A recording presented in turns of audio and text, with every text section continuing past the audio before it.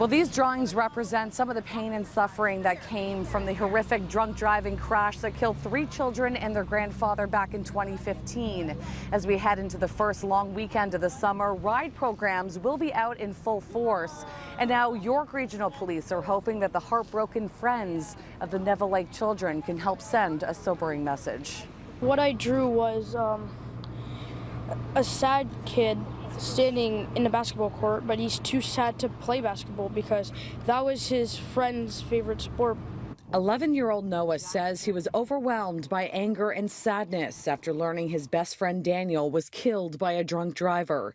He took his emotions out on a piece of paper, hoping grown-ups will smarten up.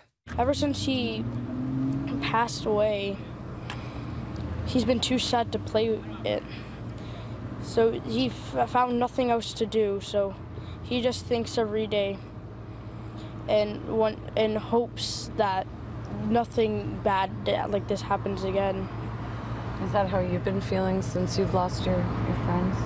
Yeah. This campaign is called Not One More, an idea that came from Jennifer Neville Lake herself. The grieving mother has been an outspoken advocate since her 3 children and father were killed by Marco Muzzo back in 2015.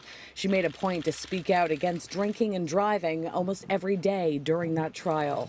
When you choose to drink and drive, you're hurting other families. Today, Jennifer left the messaging up to the kids, believing they will have a bigger impact on people watching, but she did release this powerful statement. These pictures were drawn by my children's friends and should be happy stories and memories of fun times shared together. Instead, these are sad stories. It's too late for my kids, but it doesn't have to be for yours.